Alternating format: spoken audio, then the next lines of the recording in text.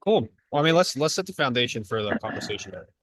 Give us a brief, 30, 60-second introduction on who you are, the brand, the story. You don't have to go super in depth, just so people can have more context.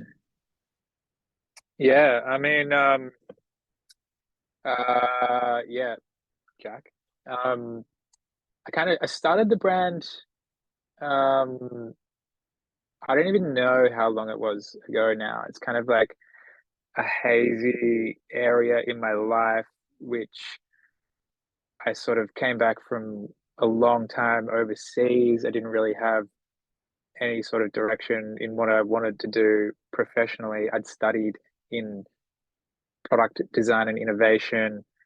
Um, but I was doing illustration on the side as just like a hobby, and I started doing screen printing for like band merch and like friends brands and friends stores and stuff. And this is when I was living in Adelaide, which is like it's like a major city in Australia, but it's still quite a like rural sort of small city, which with not that much going on. Which I live in Melbourne now, by the way. Um, and the brand kind of just like I don't know. I was just sort of like doing my artwork design. Not, I don't really like to call myself an artist either because I don't feel like I'm friends with a lot of artists who are actually artists, and I'm like, I'm not, I'm not at your level. So like, I prefer to say like maybe like illustrator or something. Um, and basically the brand just stemmed from my illustrations, and like people started wanting it on t-shirts, and then I was like, I started screen printing to do my own stuff, and then I was like, okay because I didn't have any money, right? And then um yeah, people were like, oh, we want to see this on t-shirts, and then people were like, oh, can you print t-shirts for me? And then I realized there's money in that, so I learned how to screen print. Taught myself to screen print, bought all the equipment. I was screen printing band merch and shit out of my backyard, just trying to make money, doing my thing on the side, jungles, and then I don't know, just like that was probably like over 10 years ago, and it's just the sheer persistence of it, and has just sort of paid off over that time. And then, I mean, the key moment where the brand sort of like had a like aha moment was when uh, Dover Street Market opened their London the t-shirt shop in the basement of the London store, and I got this email. I didn't even know what Dover Street was at the time, and they opened the t-shirt shop in the basement, and they were like, "We want to consider the brand. Like, can you get some line sheets to us?" And I was like, "What the hell is a line sheet? I don't know what that is." So like, sort of, I just did up some stuff. I was like, "I can give you this, like, if you want." And then they were just like, about a month went past, and then I get the email. It was like, "Here's our order." I was like, "Oh, okay, cool. Like, nice. Let's do this." Printed that up, and then they sent it to the Tokyo store. Tokyo got involved. New York store, they got involved. And then also all of a sudden, like no one knew the brand. It sold nowhere except for my friend's store around the corner from my house. And I probably had like 500 followers on Instagram. And then it was just in Dover Street Market, like the biggest store in the world. And then so it was all of a sudden put on this world platform, um, when no one knew what the hell it was. And then I got all these emails from other stores, and it kind of just built from there. And then I've pretty much been playing catch up ever since. And that's how the brand sort of like started. Um, but I don't know. Is that kind of what you're Yeah, after? no, that's perfect. Yeah, yeah. Okay. And how long into the brand, well, I guess the t-shirt business at that point? How long into the t-shirt business did you get reached out from Dover Street Market? Was it a couple of years? Was it 6 years in? Was it 6 months in? Oh, I mean, it was probably actually only like a year in. Oh, Like okay. it wasn't very long. Like um, yeah, it didn't take that long at all. I was sort of just doing it. I didn't think anyone was watching. I was just doing. Also, like another thing to note here is like I came into this doing this brand with no knowledge of the industry at all, like not even a little bit. I had no idea what I was doing. And so I think that also sort of helped me in some respects because I wasn't really looking at what anyone else was doing. And I was just kind of like coming at it from my perspective of what I thought was cool. And I wasn't really looking at what anyone else was doing. And it sort of like gave this naivety to the whole thing almost, which like, I don't know, just kind of like, Yeah, this purity that kind of like made the brand stand out. This purity yeah, based on ignorance. based on ignorance. Yeah, sometimes ignorance is bliss, you know. Yeah, definitely didn't come into it like trying to be anything substantial, you know, or like trying to be anything that existed already. Yeah, I didn't really think about it too much, is what I'm trying Hmm, to say. interesting. Yeah. And Um, what was the biggest change, like palpable change from being in Dover Street Market since it was like the first big like catalyst? Was it just the demand just started going through the roof and specifically wholesale demand? Was it PR? How did you like how did yeah, this it's growth specifically look like? yeah, the growth it's sort of over the whole span of it to like where it is now. It's gone through like a few different phases. There was that initial like it wasn't too big that it was hard to control. It was sort of like because all the stores that were like sort of hitting me up were actually like kind of high end stores that would they wouldn't place massive orders. It would be just be um, like 20 to 50 t-shirts per store. Right. So as a screen printer myself, I could handle all that because I didn't at this stage. Like this is very early on. At this stage, I didn't have any money behind me. I didn't have like no money at all. So like the reason I was screen printing was to get cash to pay my bills. Um, so I was printing everything myself.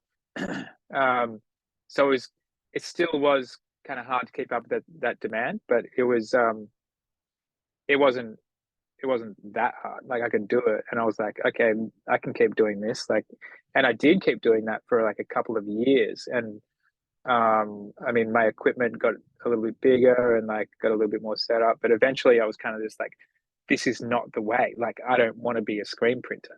Screen printing is a bitch, and like, it's not a good lifestyle to live. And so I was like, I got to get rid of this thing. So yeah, one time I just made the call and got it all screen printed through someone else, and then we got like a few even we started doing a lot of business in the States, and I was like, I have really have to start thinking about the full supply chain of how this is going to work. And then that's when I started. This is where a lot of people make very big mistakes. And I made exactly those same mistakes. Is when you first start trying to produce stuff overseas. And then you just do not have any idea of what the work and like the necessary things to have in place when you start making things overseas and you just do it and you think it's going to be like, oh yeah, we'll just ship it here, just ship it here. It's like, no, it doesn't Yeah. work like that. It's so Yeah. Quality, much harder, low cues, and timing. Yeah. time frames, like all of that. So did that, failed with that, and then um I ended up I'm sorry, I'm just entering into this It's okay. No, no, there's this like this is perfect.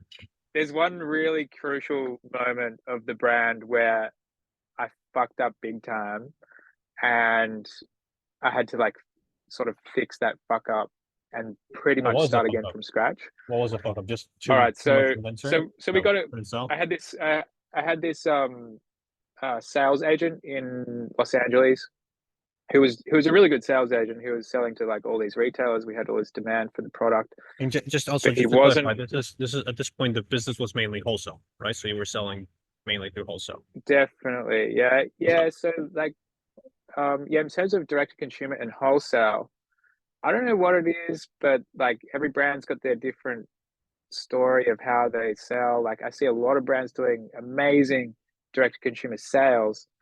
For some reason, I've just never, ours has been the opposite to most brands coming out now who are struggle to get into wholesale.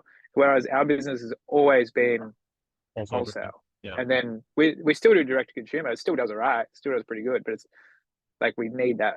yeah, it's We've not the always driver. been like the core business is like wholesale.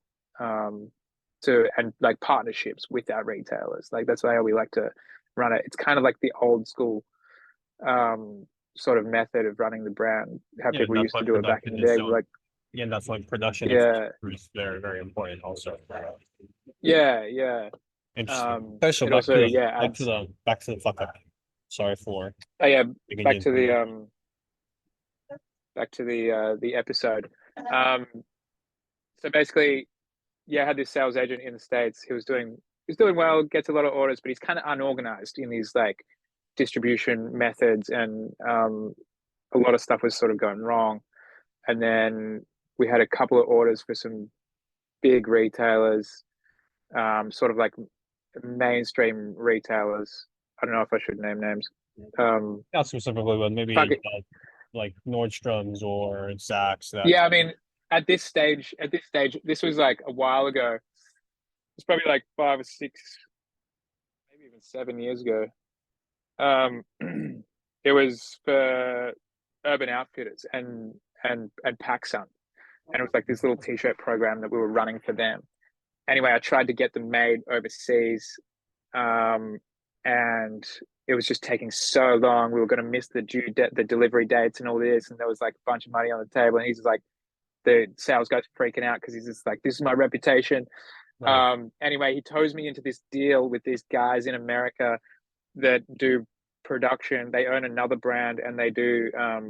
They also own screen printing facilities in Los Angeles, and they were like, okay, if you want, we can start a partnership with you.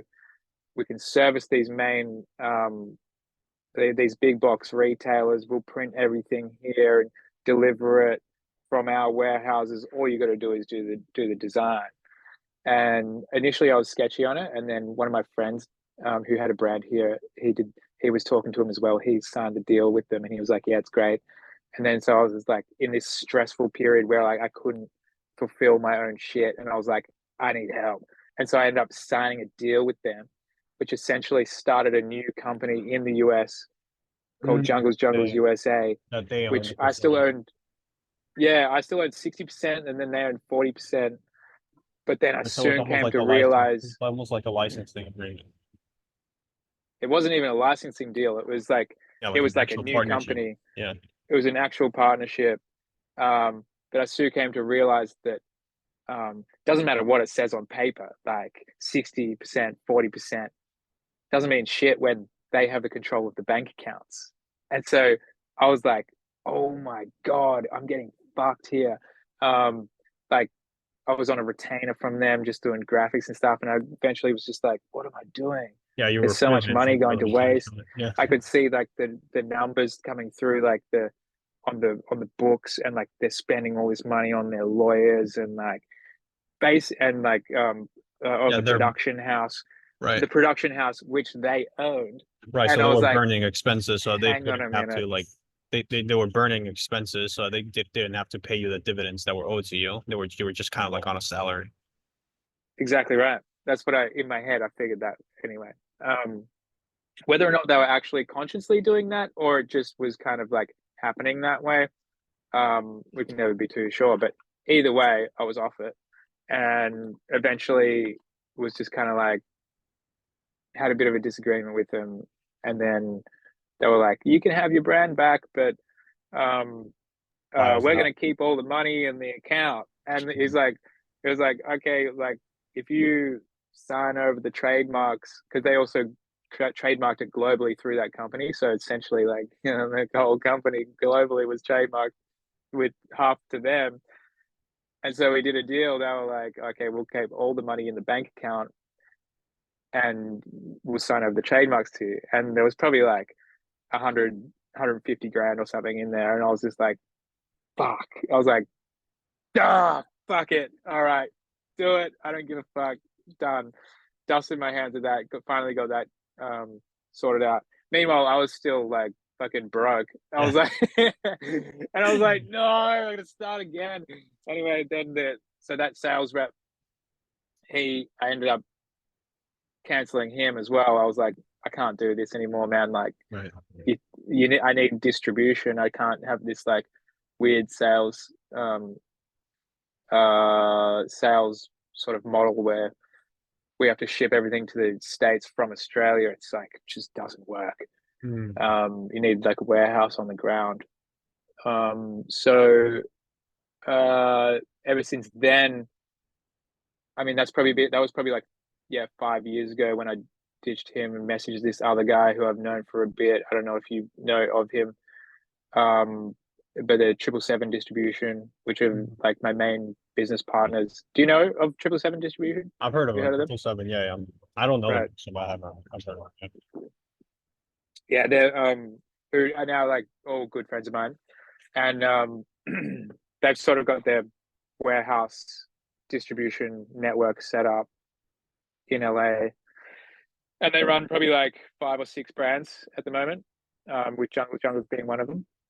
And ever since that, he like Red basically just like started the brand from scratch, selling to retailers again, and has built up over like each season, just kind of like a little bit more, a little bit more, a little bit more. And then yeah, ever since then it's just been going really well with them. I can't fault their business models, and they're just like super thorough with everything. They're honest as well, which is the main thing. And yeah, it's just been going great with them. And then when I signed with them, all the problems that I was initially having with production, I'd sort of been working on for like a couple of years, and then all of a sudden everything just kind of clicked, and I was like, oh my god, like got the supply chain in check, got the distribution in check, the sales are coming, we're in good stores, and I was just like, fuck, it's working, yes. Finally got there after like such a like yeah few big failures, and everything not really lining up properly. Everything just finally lined up, and I was just like, yes. And then that's when like COVID happened, which was kind of like, Wow. well, it's not really what you think it's going to be though, because initially we had like all this product on a boat, and then when there was all like the delays with the shipping um, yards in LA, and so we had this product on the boat, and I was like, fuck, all the fucking docks are closing, or like they're all banked up. It's going to take ages. And I was like, shit, what's going to happen here? And all these stores needed their product. And then by the time, and then while it's still in the boat, all the stores started closing. And I was like, no. I was like, no one's going to take their product anymore. This is crazy.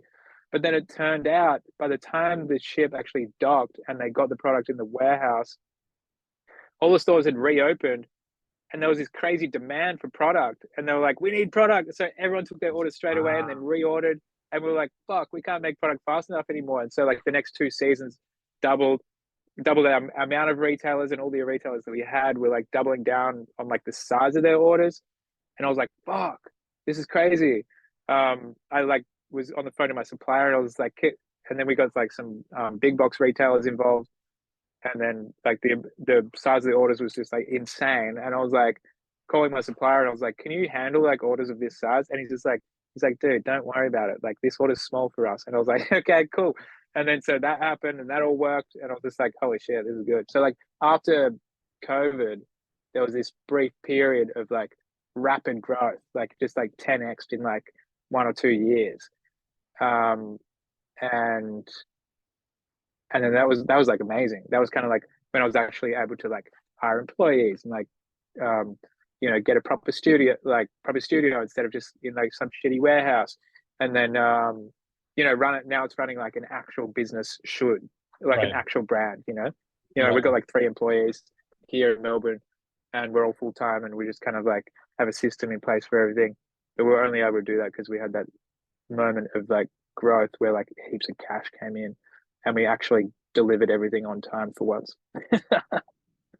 But then since then, it's sort of peaked, and now it's sort of like for the last 3 seasons, all our stores have been sort of like Right. struggling to sort of make ends meet, and like a lot of stores are closed. And Yeah, the consumer environment has spending is completely changed. down since then. I mean, you'd probably know all this. Um, and so now the challenge um, we're up to is just kind of like making sure that we're not just. I mean, back then we were just kind of like making whatever the fuck we wanted, and like people would buy it. And then like, or the stores would buy it, and it would just be like, "Oh, sick! Let's just do some crazy shit." Now we just have to like look at our numbers a bit more and make sure we're like, actually making what the people are Yeah, buying, looking at the product, what is um, selling. Yeah, what is selling. Yeah, making sure we're ticking all the boxes of like, you know, have we got enough t-shirts in this line? Because last year we didn't actually have enough t-shirts because we were too focused on doing weird cut and sew yeah, designs, crazy and then we stuff. This is realized that half the fucking stores that we sell to, they're like, we can't sell this shit. All we sell is t-shirts and hoodies. Like, come on, man, where's the hoodies? Um, so we're really onto that now, just like making sure we're ticking all the boxes of like, have we got all our core products in line, like all that is, and it still works. I mean, the beauty about selling wholesale is that it's basically a pre-order system, really, a really elongated pre-order system where you go, you get your orders, and you take all your orders before you've made anything. You just make samples, show them the samples. Everyone places orders from the samples, and then you get your totals, and you only make however much you need, and then you ship it out, and then it's done, and you start the new one. So that's sort of the model that we've been running basically since the start of the brand, and I feel like that just works really well for us. Um, but it takes a lot of time and like figuring out details to actually make that work, which a lot of people struggle with when they're used to like you buy 100 t-shirts and then you put them online and then you sell them and then they're sold out. It's like, I don't know. This just never worked for us, really. right. But Interesting. yeah. Okay. Um, by the way, you're a very easy person to interview, Jack. Maybe it's the Dude, extroversion. I feel like I'm trailing off subject Oh no, hard here. trust me. Every like you are Get trailing me off, but you're get me trailing off started. I very can productively. It's Sometimes like I'm quite a quiet person, but get me started on a topic that I'm sort of that you passionate care about, about. and I'll keep going. Right. No, no, you're making my job very easy. Uh, Amazing. So just to kind of like summarize the stages, the big main stages. First was kind of like validation, which happened through Dover Street Market paying attention and placing an order. Through that, you Yeah. started getting kind of like momentum and early stage growth, Mm, which was counteracted through a bad partnership and a bad deal that essentially made you start all over again. But you start all over again with experience, well, much more experience and knowledge. And because of that, mm, COVID happened and it accelerated kind of like the foundations that you've built through the mistakes, through the experience that you have accumulated so far. Everything accelerated, and now it's kind of like mellowing out. So you're trying to figure out how do we kind of like mature the acceleration that happened through COVID, and how do we kind of like assimilate it as much as we can. yeah, for sure, for sure. Interesting. Any other important stages or things you think you would be missing, or kind of like summarizes everything? Wait, what else should we talk about? Hang on. No, no, no. I'm just, do you think we missed like any I've got major some. kind of like developments or no? Yeah, probably. Um, I probably missed out on a bunch of stuff. Um,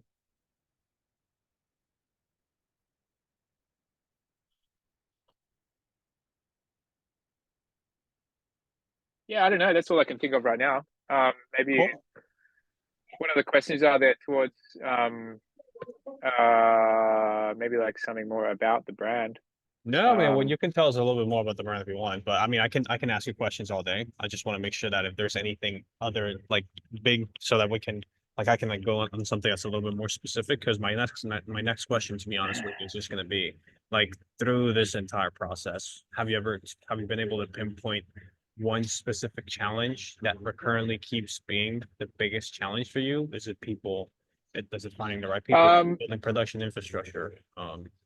yeah, I think it's definitely um, Is it D2C, like you mentioned? Like, I don't know. it's straight up. It's production. Like it's production, and then but I mean, also it's like right now, it's kind of like, I don't know. I've got like all these different sort of views on it because I get a lot of people who have brands come to me and they want to have a meeting. Like it's literally, I've had like 3 or 4 meetings over the last couple of months just with other brands, like people who have brands that are starting brands that want to get into wholesale, and they come to me and they like we talk about it and stuff, and I'm just like, man, if there was a formula for this, like I would tell you, I would do it. but Yeah. there isn't one. Like it just like for some people it works, for some people it doesn't, and for some reason for us it has worked, and I'm just like I'm not sure what. I'm still trying to figure out the reason why it works and the reason it doesn't. But I think it's partly due to like the people that I work with and have worked with over the years that are like sales orientated. That I mean, obviously we'd be getting feedback from them about what they can sell and like the way to do it. So because we've always worked on the front line of sales, wholesale wise, we've always tailored our collections to be there. We've always done it at the right times. Um, but yeah, that seems to be a challenge for a lot of people is the wholesale thing. A lot. Which I mean, it's still a challenge for us. But we Right. but we It's but we less of a seem to challenge than be other able to. things. It's less of the challenges some other things. Like I mean, productions or we've got a good supplier at the moment who we still have to keep a like a pretty hawk eye on to make sure they're doing everything how we said and like with the right fabrics and like I mean we go to China now and like source our own fabrics and we'll go through all their production facilities and make sure they're all good and everything. But sometimes like things just come back wrong, and you kind of just like, fuck, man, like how did this happen? Like I don't. And then we try and find ways of figuring out what happened, identifying the issue, and then putting a system in place to then make sure It that doesn't happen issue again. that isn't left to chance again. Yeah, yeah. Because the one thing that I've learned with production, which I tell people this all the time, it's like if you leave anything to chance, it It will will go happen. wrong. Like Right. it's not like it might go wrong. It will go wrong. Like like it's just it's crazy. There's so many variables in place that it's just it's fucked. And then once you get the production down, logistics. It's like logistics is like a whole nother beast. You just like, dude, basically you just need we've overcome all these problems just by giving ourselves ample time to figure them out, because it's when you don't have enough time to figure it out, that's when you get kind of like put in the that's when it becomes like another problem in itself. And that's another thing that I've learned is the whole ecosystem of a brand as a whole. You're always sort of relying on other people at different stages, which means the whole the whole framework of the brand is so fragile, because if you have to rely on someone else, there that leaves a chance of them Yeah, there's lack of um control. not performing, and if they don't perform, the trickle down effect of something bad happening will just turn a small problem into like a huge problem so quickly, and it's just kind of like fuck, like it's so fragile, it's such a fragile like structure Yeah. that you just need to be like really, you just need to like cover all your bases Mm. at all times basically, and wherever you can do stuff that you have control over everything yourself, that's the place to be in, Yeah. No, not relying on other people. Yeah. right. No, that's fascinating. And yes, you are right, because I think it's pros and cons to each thing, right? Some people like direct to consumer because direct consumer gives you a lot more of that control. Because at the end of the day, you're having a direct relationship with the consumer and the people that are spending their money. And I think that as long as you can create enough demand through marketing and good product, you can have a lot more flexibility, right? You can be a little bit delayed. You Mm, have temporary issues with quality. You can increase pricing if you want to. You can have higher profit, like you have higher profit margins. Therefore, you don't need to be as perfect and as efficient as you need with wholesale. But wholesale on the other end gives you a lot more efficiency, predictability on the short term, right? Short term, mid range. But for sure. to be honest, Jack, I think you have seen kind of like the formula. Obviously, that there's no formula with wholesale of A plus B C, but it is, you know, at the end of the day, for you, it was kind of like getting the right account, validating that wholesalers, important wholesalers, what you're buying, and then just being paying very close attention to your production and always be focused on how do you consistently improve your production, your reliability, your quality, and the relationships with the wholesalers. Yeah, for sure. And I think people want a magic formula, but the magic formula is that formula, like a diet, right? Yeah, it's like, When people ask, "Oh, I want to get a six pack," and they expect you to say, "Well, this magic food right here gave me a six pack," right? When in reality, it's just you just have to exercise and eat less.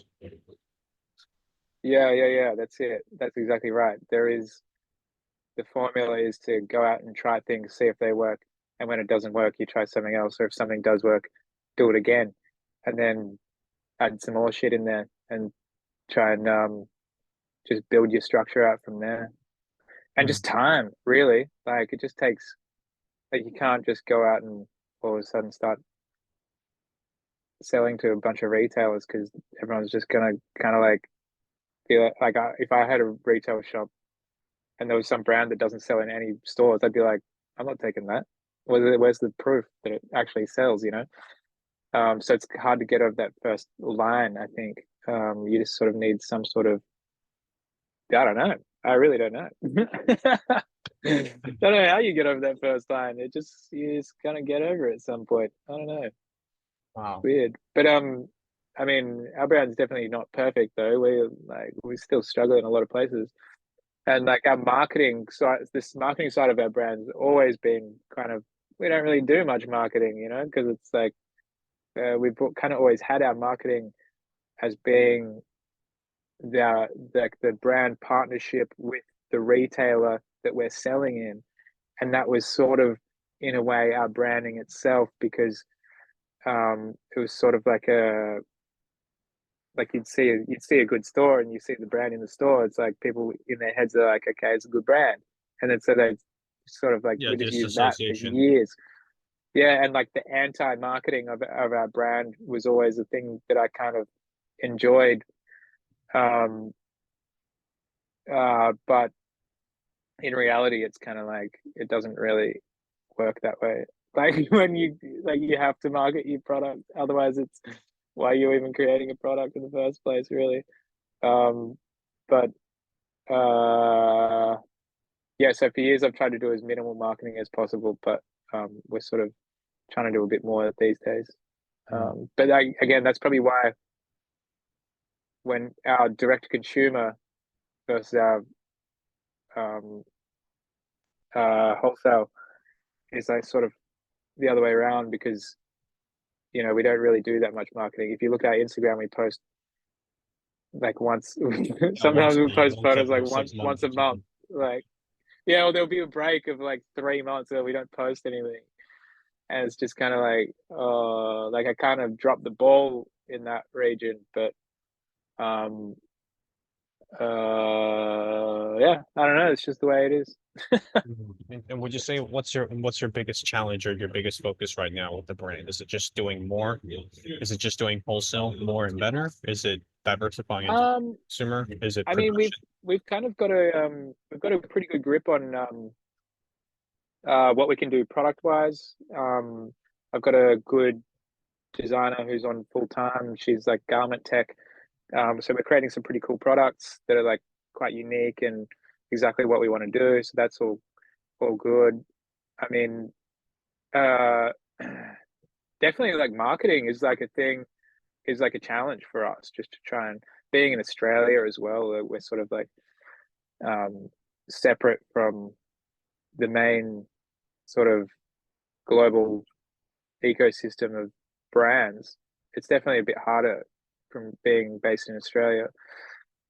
We don't sort of have like the abundance of celebrities and stuff that they have in LA, or like the romanticism of being in Europe, or like that sort of thing. So we kind of just like work with what we have over here. And I mean, but I'm kind of always in those countries anyway, so it's we sort of make do. But yeah, just kind of like I think at the moment we're trying to work on the direct to consumer a lot more, and just like build it up basically, um gradually. But then yeah, like that doesn't really happen overnight either. You just kind of like keep pushing, keep building the audience, um you know. But when you're not going viral on TikTok, it like adds like a extra. um we're still kind of doing it the old school way, you know, when like all these brands are coming in and doing it the new school way with like respect, like you, good on you, like that's just the way it works. But um like I, maybe I'm getting older, I don't know, but like I'm just kind of like I just like to do it this way. um yeah, but yeah, um I mean, yeah, the brand's not huge, like the brand's not that big, really. Not that many people know about it still. It's been so long. So yeah, maybe just marketing, that's one challenge that we're trying to overcome, you know? Yeah. Well, I mean, it depends on the Just size. getting it. Not very big. I mean, you have what, like 60 accounts? That's at least like, I mean, at least Yeah, like, I mean, that means you're pulling in like half a mil, 300 to half a mil per season in wholesale. yeah, I mean, there was a period where we were doing like 1 million US in wholesale each season. So Um, that's pretty for like a, substantial. a couple of a couple of seasons it was like that, and then it's sort of like, slowly gone down a bit, to where yeah, you're pretty probably um yeah, probably about half mil a season now. Um but yeah, I mean, it's still, yeah, the brand still runs and it still goes, and we've still got like, we're able to do whatever we want, making product wise, and um we're able to, yeah, afford to do everything we want. And then, it's just about of like, where do we go from here? How do we get to the next level? Whether it's a, I mean, the thing is, it's kind of like it's a weird zone right now, because like trying to grow the brand so much right now is sort of like swimming upstream a little bit. Um, Half the brands that our distributor was selling a couple of seasons ago, they some of them don't exist anymore, and he's had to like drop off like a whole bunch recently, because it was just kind of like a waste of time for him. Um, because they were spending so much time working on getting them there, and that wasn't just wasn't happening. So I was kind of like worried about our brand, like Jungles, and I was like, damn, what's gonna happen? And then after talking to him, he says like, bro, out of like any brand that we've got right now, like you don't have to worry too much. Like you're in a good place compared to a lot of other people, which is good to know. But yeah, what Hmm. else? I forget what the question was. Okay. No, great conversation so far, Jack. Really. Okay. And last, I guess, question before we like wrap it up. Um, like if you had to start through the whole process again, obviously, knock on wood, it doesn't happen.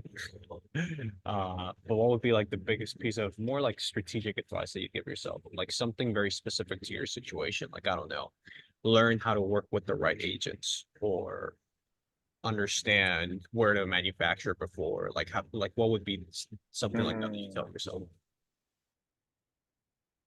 I just want to start this question with Yeah, yeah. Take your if time. I had to start a brand again and Yeah, I knew what was involved, right. I wouldn't do it. I don't think I would do it. It's not. I actually wouldn't. Now that I've done it, I'm like, okay, fuck, Christ, I don't want to go through that again. Um, but having said that, uh, asking, getting other people's advice on things that have had the experience before is probably the best thing to do. And that goes for getting suppliers. Um, always work them with through word of mouth with suppliers, always. Um, and like always get introduced by someone to the supplier. That I would never just like cold go into a relationship with a supplier anymore if I didn't know or have like proof that they could deliver or like do it properly. Um, and then like same goes for like yeah distribution and salespeople. Because like I myself am not a salesperson. I'm an illustrator, or like I come up with weird ideas for things. So like getting people who are good at a certain thing to do the job for you instead of trying to do everything yourself, Mm, which I've made those mistakes before as well. I've tried to do everything myself and like just comes out subpar. You may as well just like sales wise is one of them. Like if you're not a salesperson, just get someone who is to do it. You know, right. it sounds simple, but it's like I don't know. Yeah, I think that's a good one. Same with like designing clothes. Like I know what I like and like I can do um I can visualize what I want in a product. Then to actually make that happen, I get someone else in to like help put it all together.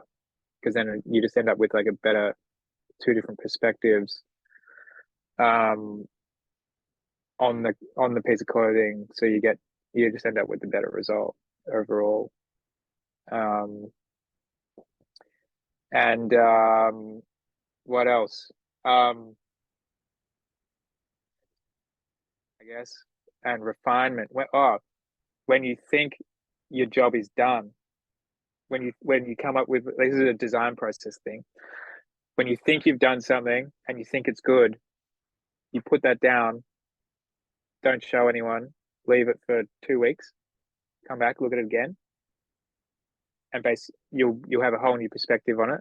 Start Mm, it again, rearrange that shit, do it. And you have to repeat that like just the refinement. When you think something's done and your mind you're like, it's finished. And then just in your mind be like, no, it's not. And then refine it some more.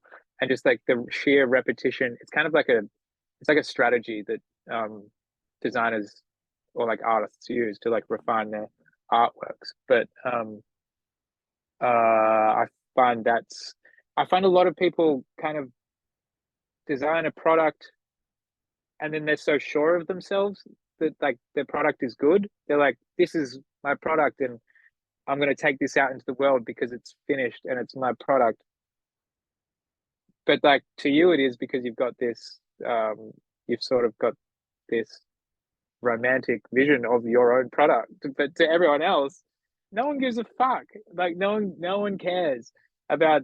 And you're like, same goes for my products. This is what I think when I design a product, and I'm like, why would anyone give a fuck about this product?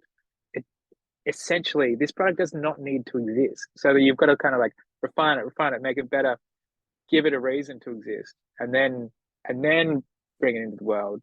Or like find a reason for a product to exist and then design to that reason rather than just creating products for no reason.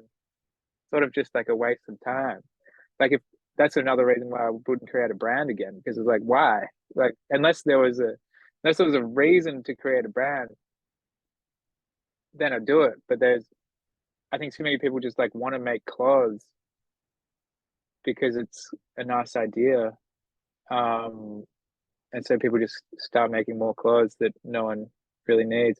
I'm not saying that anyone really needs jungles either, like, but jungles has sort of come from a different place where it's um, just sort of um, just a extension of what's in my brain, really.